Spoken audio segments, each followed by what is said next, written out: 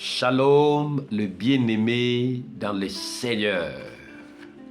Bonjour à tous et à toutes, que l'Éternel vous bénisse. J'ai encore un message à partager avec vous. Ok? Bien. Mais avant tout, je vais lire dans Osée chapitre 4, verset 6. Ok? Je lis au nom de Jésus-Christ. Mon peuple est détruit parce qu'il lui manque la connaissance. Puisque tu as rejeté la connaissance, je te jetterai. Tu seras dépouillé de mon sacerdoce. Puisque tu as oublié la loi de ton Dieu, j'oublierai aussi tes enfants. Tout ça à cause de la connaissance. Tu es détruit, ou le peuple de Dieu est détruit parce qu'il lui manque la connaissance. La connaissance, c'est la parole de Dieu. Ok? Je vous ai déjà dit. Moi, j'ai entendu les gens dire, ouais, j'ai lu la Bible du début à la fin, donc de Genèse à l'Apocalypse, 5 fois. Ça sert à rien tout ça là. Ce qui est important, c'est méditer la parole de Dieu. Et garder cette parole-là en toi. Et marcher selon cette parole-là. Ok? Avant d'aller plus loin, avant que je vous explique d'autres choses, regardez cette vidéo que j'ai floutée. Désolé, hein, je ne veux pas qu'il supprime encore mon compte. C'est pour cela que j'ai flouté ça. Ok? Mais écoutez seulement ce que les journalistes disent. Vous allez comprendre. Ok? Et après, je vais vous expliquer d'autres choses. Suivez. Sur plus de 300 hectares, enquêteurs et secouristes poursuivent leurs fouilles macabres et continuent d'exhumer les corps, dont le nombre ne cesse d'augmenter. Rendu sur le lieu du crime, le ministre de l'Intérieur insiste, les responsables du massacre seront traduits en justice. Le gouvernement kényan mettra tout en œuvre pour s'assurer que M. Mackenzie soit condamné, ainsi que tous ceux qui l'ont aidé à perpétrer ce crime haineux. Alertés sur plusieurs cas de disparition dans la région, les autorités kenyanes lancent les recherches le 14 avril, sans se douter de l'horreur qui les attend. En pleine forêt, elles découvrent des dizaines de fosses communes jonchées de cadavres.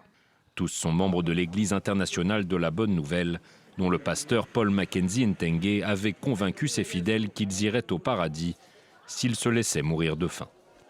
Ils sont venus chercher ma sœur et ils ont aussi pris ses enfants. Nous sommes allés la retrouver pour la ramener à la maison, mais elle s'est enfuie pour retourner là-bas. On se demande quel genre de magie ils ont utilisé. Selon les habitants de la région, la secte retranchée dans la forêt de Shakahola disposait même de sa propre milice afin d'éloigner les curieux et d'empêcher les désertions. Il y avait deux groupes, un qui faisait la sécurité, l'autre composé de gens endoctrinés. On n'avait pas le droit d'y aller. L'endroit était gardé par des hommes avec des machettes. C'était un peu comme une armée. Paul Mackenzie Ntenge était pourtant connu des services de police, notamment pour des faits de radicalisation. Le pasteur autoproclamé est actuellement en détention après s'être rendu aux autorités et doit comparaître devant la justice début mai. Vous avez vu comment les gens sont morts? C'était au Kenya, un pasteur qui il a dit à ses fidèles de jeûner afin qu'ils voient Dieu. Et ils ont jeûné. Parfois les gens ont commencé à mourir et ils sont morts. Vous avez vu? Donc c'est pour vous dire, mes frères et sœurs dans les Seigneurs, tant que vous ne lirez pas la parole de Dieu, vous finirez ainsi. Vous comprenez? Quand j'ai dit lire la parole de Dieu, je ne dis pas de faire la lecture. J'ai dit de la méditer, jour et nuit. Ok? Si vous la méditez jour et nuit, vous aurez du succès. Personne ne vous mentira. La parole de Dieu. Vous comprenez? Il faut méditer cette parole. Quand moi je viens, je vous dis, Osée chapitre 4, verset 6, Dieu dit, mon peuple est détruit parce qu'il lui manque la connaissance. Mais vous vérifiez, peut-être j'ai menti. Peut-être j'ai menti. Ouais, ils arrivent des moments, on oublie peut-être des versets, on donne au lieu de donner 4, on donne 6. Oui, je ne parle pas de ça, mais je parle quand des faux pasteurs viennent vous dire n'importe quoi.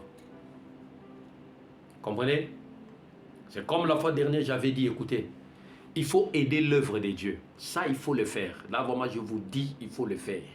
La bénédiction se cache derrière ça, ok? Il faut. Ézéchias, il a fait de bonnes œuvres pour l'œuvre de Dieu. Ok? Et Dieu l'a épargné de la mort. Donc, il faut aider l'œuvre de Dieu. Mais quand on vient vous dire payer la dîme, ne le faites pas. Ok? Dans les temps dans lesquels nous vivons, il ne faut pas. À moins que vous soyez toujours sous la loi. Mais si vous êtes sous la grâce, vous marchez, vous êtes sous la loi du Saint-Esprit, pas de Moïse. Ne donnez pas, je dis bien, ne payez pas la dîme. Mais vous pouvez donner la dîme. Donner la dîme, c'est quoi, au juste? Donner la dîme. Comme Abraham a donné à Melchisedec, comme Jacob a dit à Dieu, si tu me bénis, tu me gardes en bonne santé, je te donnerai. Là, c'est volontairement, avec reconnaissance. Moi aussi, je l'ai fait. Je me rappelle quand on m'a embauché. Le salaire, d'ailleurs, moi, je n'avais même pas donné un dixième. Dîme, c'est un dixième. Moi, quand on m'a payé, écoutez-moi ici, j'ai donné, je n'ai pas payé. Payer la dîme n'a rien à voir avec tous les mois, comme on vous fait. Non. J'ai donné la dîme, c'est-à-dire quand on m'a payé l'argent, j'ai enlevé, je crois, c'était à peu près 15% de mon salaire que j'avais reçu là. J'ai donné aux inconnus, mais qui prient. Vous comprenez? C'est tout. Donc, j'aimerais que vous compreniez ça, ok? C'est-à-dire, tu as fait les affaires, tu as voyagé, tu es allé en Australie et de retour, tu as vendu des trucs que tu as achetés là-bas, tu as eu 50 000, tu as eu je ne sais pas combien, tu as dit, merci Seigneur, je vais faire l'action des grâces. Je vais enlever un dixième de tout ce que j'ai gagné, je vais donner. Là, je suis d'accord avec ça. Mais payer tout le mois, comme vous faites la dîme, ne faites pas ça. Cherchez-moi l'église. L'église a commencé dans les actes des apôtres. Hein? Vous cherchez à partir des actes des apôtres jusqu'à l'Apocalypse, chapitre 22. Vous me cherchez, vous cherchez là où les disciples ont donné, les fidèles ont donné la dîme. Cherchez-moi ça. D'ailleurs, l'Apocalypse chapitre 2, chapitre 3, Jésus-Christ a fait remarque à cette église d'Asie mineure. Mais regardez là où cherchez-moi là où il a dit, ouais, vous ne payez même pas la dîme. Vous me trompez. Cherchez-moi ça. Il n'y en a pas. Vous ne payez pas la dîme, non. Donc, donner la dîme, c'est ce que toi tu donnes volontairement dans le sens que tu as fait une affaire et puis tu as gagné de l'argent et tu as dit, action de grâce. C'est ça qu'on appelle action de grâce. Moi, je dirais comme ça. Mais sauf que, c'est l'action de grâce. Mais dans ton action de grâce, tu as pris qu'un dixième de ce que tu as gagné. Ok?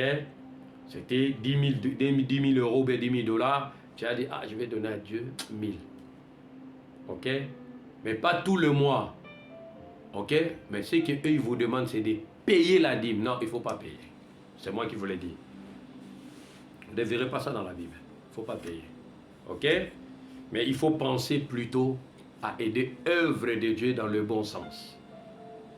Toi qui as quelque chose, essaye de donner pour soutenir des pauvres, pour soutenir l'œuvre de Dieu, surtout les pauvres dans l'église, ainsi de suite. C'est ce qui s'est passé dans l'église primitive.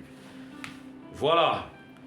À cause de vos dîmes que vous payez, pasteur Casse en République démocratique du Congo, le pasteur Casse, il a 13 femmes. Il est arrêté même. Ouais, oui, on l'a arrêté parce qu'il vient d'épouser 13e femme et la femme, il paraît. Elle est mineure. Voilà.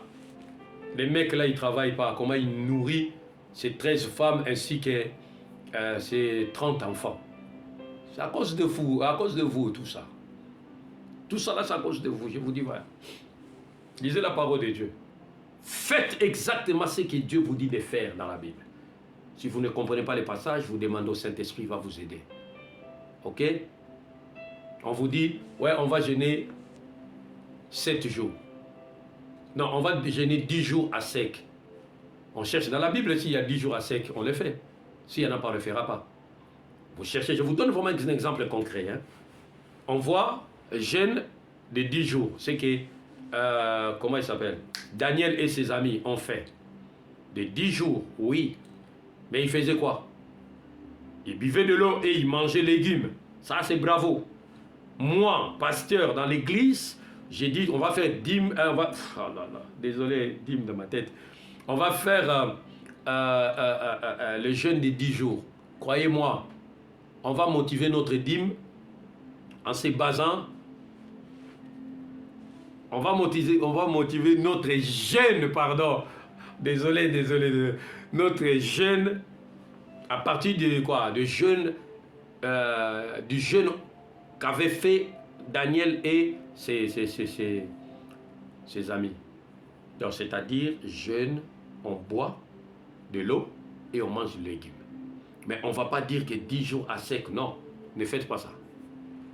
Si on dit, ok, on va faire jeûne de 3 jours à sec comme Esther.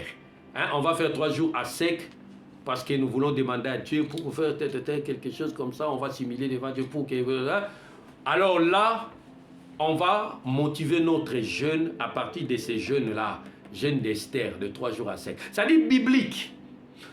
Je vais demander pardon à Dieu, m'humilier. Je prends le jeûne des Ninivites, hein, dans Jonas, un jour. Je vais voyager. Hein, je fais un jeûne d'un jour, comme Esdras. Vous voyez, c'est biblique.